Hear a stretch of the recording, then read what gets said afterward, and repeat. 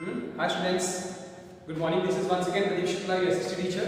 Students, today, as the last time we have seen about resource and development. Last time we have seen, we just have a graph of that. Last we have seen about what deal by resource.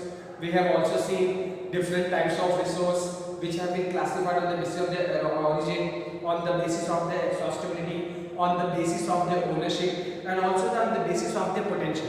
After that, we have seen also about sustainable development. Then we have seen about the 1992 Earth Summit, which have been initiated in Rio de Janeiro, Brazil. After that, students, we have also seen about Agenda 21. Moving ahead, students, now we understand, as we know, a very important resource on which we are still living on that, on which our school is functioning. That is known as land. Today, we'll understand, students, what do you mean by land? What is land resource, why it is very important, and why we have to focus on land resource. Students, please come on page number 5 everyone. As we know, students, we live on the land, we perform various activities like food, clothing, shelter, etc. everything. Like 90%, 5% of our work depend on the land. So students, it is very important to use the land in a very proper and appropriate manner. Otherwise, it will definitely result into global warming, as we have seen in the last topic. Also, we can say various changes in the climate, which are now we have started experiencing in today's world. So it's very important, students, to use the land in a proper manner. Why I am saying this? Because we have some stats in our book. We have some stats in our book which will understand the gravity of the land degradation. What are the problems on the land and how we can solve this problem to have a better future for the coming generations. Moving ahead, students, as we know, move to the page number 5. In our country, in India, we have a different types of land features. Relief features, we can say, like we have mountains, we have plains, we have plateaus, etc. We have islands as well. But normally our agricultural activities or our other economic activities are normally performed on the land, and that's why land have a composition of around 43% in our country. Moving ahead, students, if you understand about the mountain areas, which are important for maintaining ecological balance as well as maintaining the free flow of the river. And as we know, students, 30% we can say our land relief feature is mountains. Moving ahead, if you see, 25% of our land features possesses plateaus. Plateaus, as we know, पठारी इलाके जहाँ पर आपने देखा है, we have different types of minerals which are found in the we can say plateau region. We have also fossil fuels, as we have also learned about the Chota Nagpur plateau from standard 6th. Moving ahead, also we'll understand about the forest area, which also comes under we can say plateau regions. Students, moving ahead, we'll understand what do you mean by land utilization. It's very important for land utilization. First of all, it's very important to understand what are the different types of land which are available in our country.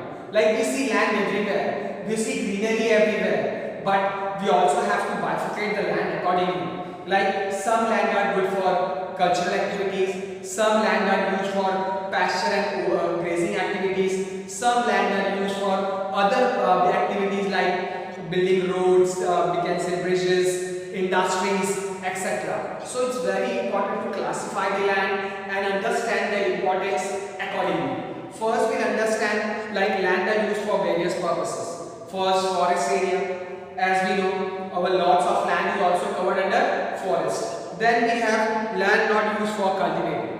Like as we know, cultivation, like we have barren and wasteland. Like as we know, barren and wasteland are used for non-agricultural purpose. As we have told you now, buildings, for making buildings, roads, factories, bridges, railways, other facilities, etc. etc.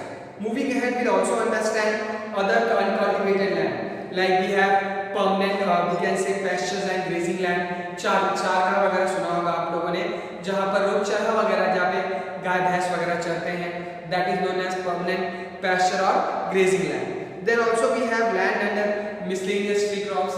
Like there are various trees, बहुत सारे जंगली trees वगैरह भी आपके आसपास देखते हैं, उगते हैं, which is why they are maintained, that are known as natural variation. that are grown to maintain the ecological balance, that are grown to make the houses of the small insects, small creatures which live on the earth. Like आपने देखा है कभी कभी लोग क्या करते हैं, गांव से बाहर घर बनाने लगते हैं. जब गांव से घर बाहर वगैरह बनाते हैं, बारिश में घर में सांप निकलता है और बहुत सारे जानवर निकलते हैं. घर में आपने देखा है फ्रॉग मेढक चला आता है. लोग कहते हैं घर में कैसा आ गया, क्यों आ गया? क्योंकि आपने उनकी जगह को कब्जा करके वहां पर घर बनाया है. वहां पर वी कैन से हैबिटेशन के लिए जगह नहीं थी, फिर भी आपने वहां पर लोगों के रहने के लिए जगह बनाई. इससे आपने क्या किया? नेचुरल वेरिएशन को डिस्ट्रॉय करके आपने वहां पर लोगों के लिए शेल्टर्स या रहने की जगह बनाई है. Moving ahead students will also understand cultural land. Cultural land means left uncultivated for more than 5 years. बहुत सारे ऐसे लैंड भी हैं जिन पे हर साल कल्टीवेशन नहीं किया जाता है. That's why they are known as, if you see in the book, cultural land. आगे बढ़ते हैं. Now will understand about fallow lands. Current we can say current fallow lands. Current fallow lands means the lands in which cultivation is not done for one or more times in one agriculture year. एक साल में, एक कृषि साल में, वर्ष में अगर हम किसी प्रकार का कोई भी कल्टीवेशन उस लैंड पे नहीं करते हैं तो that land is known as current fallow land. other than current fallow lands, we can say, if you see in the book, other than current fallow lands are the lands which fall into the category where cultivation is not done for more than 5 years. That is known as fallow land, other than fallow lands other than current fallow land. Moving ahead, students will understand now the next point, net sown area. Net sown area, if you see in the book, the area in which crops are grown or sown 1 or 2 times in one agriculture year. That is known as net sown area. दूसरा will also understand what is gross cropped area. Area sown more than once in an agriculture year plus net sown area is known as gross crop area. Moving ahead, students will also understand land use pattern in India. Like see, in our India, in our country, the land use pattern depends on the physical factors as well as human factors. Physical factors क्या है? Physical factors like topography. आपने देखा है बहुत सारे ऐसे land है which is good for suitable types of crops, या वहाँ पर अलग प्रकार के क्लाइमेट रहते हैं which is suitable for that cropping only. That is known as topography. by land use पे डिपेंड रहता है. Then also we have human factors. अब human factors में क्या आता है? That depends on your various type of equipments which are used by the farmers. That is known as human factors. भाई वो राज्य कितना डेवलप्ड है तकनीकी तौर पर, और इसलिए आपने देखा है फॉर एग्जांपल हरियाणा पंजाब वहाँ पर क्रॉपिंग ज़्यादा होती है, वहाँ पर वही फार्मर्स हैं, वहाँ पर भी इंडियंस हैं, पर वो क्रॉपिंग ज़्यादा करते हैं because of we can say because of latest equipments, because of the modern equipments which have been used by the farmers. Moving ahead, students will also understand land use pattern in India. It's very important. Land use pattern, why it's important? To understand the category of the land, how to bifurcate the land and how to use the land in a proper and appropriate manner. So we'll understand, students, please come on page number 5. We'll understand what is land use pattern. Next we'll understand, students, in our country we have around 3.28 square kilometer area. If you see 3.28 million square kilometer. In our country, if you see, students, we have only 93% of land survey in our country. Why? Because see, if we have some eastern parts like our we have in eastern part we have some states like Assam. They have some conflict with China, as you know. Still we have not confirmed the boundaries of the हम अपने map में कुछ और दिखाते हैं, वहाँ के map में कुछ और दिखाया जाता है, जिससे आज तक हम ये सर्वे नहीं कर पाए हैं कि एक्चुअल लैंड हमारे पास कितना है. और इसलिए जो हमारे पास 3.28 मिलियन स्क्वायर किलोमीटर लैंड है उसमें से सिर्फ और सिर्फ हम 93% पर ही सही से सर्वे कर पाते हैं. दूसरे कुछ ऐसे लैंड भी हैं जो यूके में है, आप जानते ही हैं स्टूडेंट्स, पाक ऑक्यूपाइड कश्मीर, पाक अधिकृत कश्मीर. दूसरा आपने देखा है कुछ हिस्सा चीन के पास भी है. बीच में आपने देखा होगा गलवान घाटी वगैरह में लड़ाई हुई थी. अक्साई चीन आपने सुना होगा. अक्साई चीन है क्या? ये भारत का ही हिस्सा था जिसको 1962 की लड़ाई के दौरान कहीं न कहीं चीन ने हमारे साथ वी कैन से गलत करके या हमें धोखा देकर कहीं ना कहीं उस जगह पर कब्जा जमा लिया है जहां पर कोई रहता नहीं है, पर कहीं ना कहीं ये हमारे देश के पार्ट है। आगे बढ़ते हैं। Moving ahead student, move to page number 6। As we know, the land under permanent pasture and grazing has been decreasing day by day। और इससे क्या हो रहा है, जो हमारे कैटल्स हैं वो उन्हें चारा नहीं मिल पा रहा है, और अगर उन्हें चारा नहीं मिल पा रहा है तो कहीं ना कहीं वो हमें सही रूप से काउ डंग, मिल्क और important we can say products animal husbandry के द्वारा नहीं दे पा रहे हैं। और इससे क्या हो रहा है, कहीं ना कहीं हमें भविष्य में जाकर ये भी दिक्कत आ सकती है कि जो हमारे पालतू जानवर हैं उन्हें चरने के लिए जगह नहीं बचेगी। तो ये बहुत जरूरी है कि ये सुनिश्चित करें कि कैसे ना कैसे उनके लिए भी जगह उपलब्ध हो, ताकि वो अपने जो उनकी दिनचर्या है वो सही से फॉलो कर सके। आगे बढ़ते हैं। लाइक इट्स वेरी इंपॉर्टेंट कि अगर आप देखते हैं कि एनएसए की रिपोर्ट के हमारे भारत में एनएसए नेट सोन एरिया कितना है, 54%। दूसरी ओर सबसे बड़ी दिक्कत हमारे भारत में ये भी है कि जो बुक में अगर आप देखते हैं नेशनल फॉरेस्ट पॉलिसी 1952 में जब भारत सरकार ने लाया था, उस समय भारत सरकार ने ये भी उसी समय हमें चेताया था कि जो हमारे यहाँ पे 33% ज्योग्राफिकल एरिया होनी चाहिए फॉरेस्ट के लिए। क्यों होनी चाहिए, ताकि जो हमारा एनवायरनमेंट है, जो इकोलॉजिकल बैलेंस है, जो क्लाइमेट है, जो वाटर लेवल है, उसे अगर हमें मेंटेन करना है तो कहीं ना कहीं भारत में 33% जंगल होने चाहिए। पर अगर हम पूरे लैंड का 33% देखते हैं तो कहीं ना कहीं दिन ब दिन कम होता चला जा रहा है। और ये क्यों कम हो रहा है, क्यों? Because of development. भाई कहीं ना कहीं डेवलपमेंट हो रहा है, कहीं कहीं ओवर पॉपुलेशन है, और कहीं ना कहीं लोग अननेसेसरी पेड़ वगैरह काटते चले जा रहे हैं खुद के फायदे के लिए, और इससे नुकसान सिर्फ और सिर्फ किसका हो रहा है, राष्ट्र का नुकसान हो रहा है। और राष्ट्र का कैसे नुकसान हो रहा है, भाई देखिए बारिश होती है, कहीं बारिश ज्यादा होने लगी, गर्मी कुछ ज्यादा बढ़ जाएगी। आप हर साल कहते हैं गर्मी बढ़ रही है, ऐसा कुछ किया तो नहीं जा रहा है, वो क्या रहा है, गर्मी बढ़ क्यों रही है? कहीं ना कहीं हम ही रिस्पॉन्सिबल है। पेड़ों को बड़े पैमाने में काटा चला जा रहा है। शहरों में चले जाइए, पेड़ ढूंढने पड़ते हैं, एक आध पेड़ दिख गया तो बात अलग है। और ऐसे पेड़ दिखेंगे जो वी कैन से साइंटिफिक तौर पे उतने स्ट्रॉन्ग या उतने मजबूत नहीं होते, थोड़ी भी हवा गिरी तो पेड़ गिर जाते हैं, क्योंकि उन्हें कहीं ना कहीं आर्टिफिशियल तौर पे लगाया जाता है। और अगर आपने आर्टिफिशियल तौर पे पेड़ लगाया है तो कहीं ना कहीं वो ग्राउंड लेवल वाटर को नेचुरल पेड़ के हिसाब से मेंटेन नहीं कर पाता है। मूविंग है स्टूडेंट्स, आगे हम देखेंगे land degradation and conservation measures. Like land degradation means land हमारा धीरे धीरे खत्म कैसे या खराब कैसे हो रहा है या अनुपयोगी कैसे हो रहा है। दूसरा हम ये भी समझेंगे कंजर्वेशन मेजर्स। कंजर्वेशन मेजर्स मतलब जैसे इस प्रकृति की संरक्षण या लैंड को कैसे हम बचाएं, इसके लिए हम क्या क्या वी कैन से उपाय कर सकते हैं। Will see about that. As we know land हम आज भी यूज कर रहे हैं, वर्तमान से भी यूज करते चले आ रहे हैं, भविष्य में भी यूज करते चले आ रहे हैं, और आगे भविष्य में हम यूज भी करेंगे।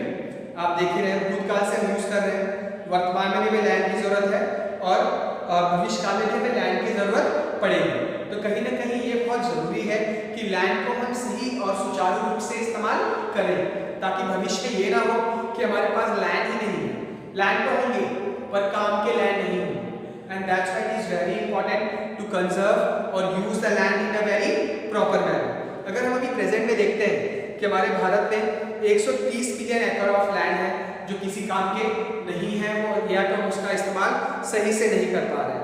दूसरी बड़ी बात 28% कहीं ना कहीं फॉरेस्ट डिग्रेडेड एरिया है, 56% वाटर इरोडेड है, and rest is affected by saline and alkaline deposit. 58% में क्या है, पानी भरा हुआ है जिसका इस्तेमाल हम किसी खेती के लिए नहीं कर सकते हैं, किसी चीज के लिए नहीं कर सकते हैं। 30% लैंड जो है कहीं ना कहीं जंगलों के लैंड है, जो जंगल के लैंड है जो दिन ब दिन खराब होते चले जा रहे हैं। क्यों? क्योंकि उनका बराबर रखरखाव नहीं हो पा रहा है, उन पे बराबर निगरानी नहीं हो पा रही है, और कहीं ना कहीं करप्शन भी है। सरकार इस तरफ कदम उठाती है, पर कहीं ना कहीं हमें भी जागरूक होना पड़ेगा। क्यों जागरूक होना पड़ेगा? कि भाई हमें ये भी ध्यान देना है कि ये पेड़ पौधे ही हमें ऑक्सीजन देते हैं। आप जानते ही बचपन से हमें सिखाया जा रहा है कि पेड़ पौधे क्या करते हैं, आपको ऑक्सीजन देते हैं और कार्बन डाइऑक्साइड अंदर लेते हैं। दूसरा, वाटर को भी प्यूरिफाई करते हैं। तीसरा, ये एनवायरनमेंट को भी बैलेंस रखते हैं। And that's why it is very important to plant more and more trees and conserve forest. आगे बढ़ते हैं। दूसरी बात स्टूडेंट्स, ये बहुत इंपॉर्टेंट है, माइनिंग साइट्स आपने देखा है, जैसे झारखंड हो गया, वेस्ट बंगाल देख लीजिए, मध्य प्रदेश देख लीजिए, यहाँ पर सबसे बड़ा इशू क्या है, mining activities, illegal mining activities. और इसलिए आपने देखा है कि कहीं भी माइनिंग एक्टिविटीज है या कहीं भी कोल माइंस वगैरह है या डिफरेंट मिनरल्स अवेलेबल है, तो that is undertaken by the government. उसका सर्वे होता है, उसकी क्वांटिटी चेक होती है, उसकी क्वालिटी चेक होती है, और उसके बाद उसका एस्टिमेशन किया जाता है कि कितने तादाद में हमें यहाँ से ये चीज़ें एक्सट्रैक्ट करनी है, ताकि जो इकोलॉजिकल बैलेंस है, ताकि जो लैंड का जो बैलेंस है उसे मेंटेन किया जा सके। दूसरी बात बहुत इंपॉर्टेंट है students, the mineral processing like grinding of limestone. Yes, देखिए स्टूडेंट, बहुत सारे ऐसी भी जगह है जहाँ पर सीमेंट फैक्ट्रियाँ वगैरह है। सतना में आपने सुना होगा, मैहर में भी है, ठीक है। दूसरा, बहुत सारे ऐसी जगह है जहाँ पर सीमेंट फैक्ट्रियाँ हैं जिसमें जो चूना वगैरह निकलता है, इसकी धुआं वगैरह बहुत निकलती है, इसके पाउडर बहुत निकलते हैं, और ये पाउडर क्या होता है, जो आसपास के लैंड है वहाँ जमा हो जाते हैं, और दे आर नॉट लाइक इस सैंड की तरह नहीं होते, they have very strong we can say property. और इसलिए आपने देखा है जब जमीन पे जब ये फैलते हैं तो कहीं ना कहीं मोटी परत बना लेते हैं, और ये मोटी परत बनाने की वजह से क्या होता है, जो हमारा लैंड जो पानी बह के बारिश होती है या कहीं से रनिंग वाटर आता है तो वो आसानी से जमीन में परकुलेट नहीं हो पाता है, और पानी में जमीन में परकुलेट या अंदर ना जाने सोखने के वजह से क्या होता है, जमीन वहाँ की सख्त हो जाती है, और कुछ दिन के बाद वो जमीन ऑटोमेटिकली बंजर हो जाती है। And that's why it is very important to maintain the we can say ecological balance. दूसरा, ये भी हमें ध्यान देना है, या भारत सरकार को ये ध्यान देना है कि ये सब इंडस्ट्रीज ऐसी जगह बनाया जाए जहाँ पर लैंड को नुकसान होने का कम से कम चांसेस रहे। दूसरी एक बड़ी बात स्टूडेंट्स मैं आपको बताना चाहूँगा, there are many ways to solve the problem of land degradation. अब लैंड डिग्रेडेशन को हम खत्म कैसे कर सकते हैं? एफॉरेस्टेशन। अफॉरेस्टेशन क्या है? Planting of more and more trees. दूसरा, आपने देखा है जहाँ पर हम खेती वगैरह करते हैं, खेती को हम संरक्षित कैसे कर सकते हैं? शेल्टर बेड्स, बगल बगल में छोटी छोटी ट्रीज लगाई जाएं, ताकि इससे जो सैंड वगैरह उड़ते हैं या जो धूल वगैरह उड़ती है या जो अननेसेसरी डस्ट पार्टिकल्स होते हैं वो हमारे खेतों पे जमा ना हो सके। देखिए, जो हवा में उड़ेंगे वो आसानी से उड़ जाएंगे क्योंकि वो बहुत हल्के होते हैं, पर ऐसे कुछ पार्टिकल्स भी होते हैं जो जमीन में जम जाते हैं, और जमीन में जमने से क्या होता है, सॉइल के साथ मिक्स हो जाते हैं, और सॉइल के साथ मिक्स होने की वजह से क्या होता है, सॉइल की क्वालिटी दिन ब दिन खराब होती चली जाती है। और इसलिए ये बहुत जरूरी है कि इन सब ऐसे खेतों के अगल बगल शेल्टर प्लांटेशन किया जाए, ताकि इन सब खेतों को ज्यादा से ज्यादा संरक्षित किया जाए। दूसरी एक बड़ी बात स्टूडेंट्स, आप बुक में देखते हैं, control on grazing, establishment of sand dunes and thorny bushes, some of the growing thorny bushes. Yes, आपने देखा है ओवर ग्रेजिंग। हमें ये भी ध्यान देना है कि भाई गाय भैंस को हमें चारा देना है, पर इतना ध्यान देना है कि हमें खेतों को नुकसान नहीं पहुंचाना। ऐसी जगह से जो परमानेंट पैस्चर्स वगैरह हैं वहाँ से आप घास वगैरह काट लीजिए। ऐसे जगहों से घास से मत काटिए जहाँ से ज़्यादा आपके खेतों को नुकसान हो। जैसे आपने देखा है आपके खेत के अगल बगल में लोग घास वास काटते रहते हैं, आपके घर के पुराने लोग डांटते हैं, चिल्लाते भी हैं। क्यों कहते हैं? क्योंकि वो जानते हैं कि कहीं ना कहीं इससे खेत को नुकसान हो सकता है। अगर घास वास काटना ही है तो थोड़ा खेत के दूर से काटें, क्योंकि इससे क्या होता है, वो खेत के आसपास की मिट्टी कटती है, और मिट्टी कटने की वजह से क्या होता है, पानी जमाव या जल भराव होने के चांसेस बहुत ज़्यादा होते हैं। और ये इसलिए स्टूडेंट बहुत ज़रूरी है कि इन सब मेजर्स को अगर हम ध्यान देंगे तो कहीं ना कहीं हम लैंड को बचा सकते हैं, क्योंकि जिंदगी भर भविष्य में हमें, चाहे भूतकाल हो, चाहे वर्तमान काल हो, चाहे भविष्य काल हो, हमें लैंड की जरूरत हमेशा पड़ेगी। Thank you students. Next video में हम देखेंगे सॉइल एज ए रिसोर्स, जो हमारा लास्ट टॉपिक है। Thank you very much.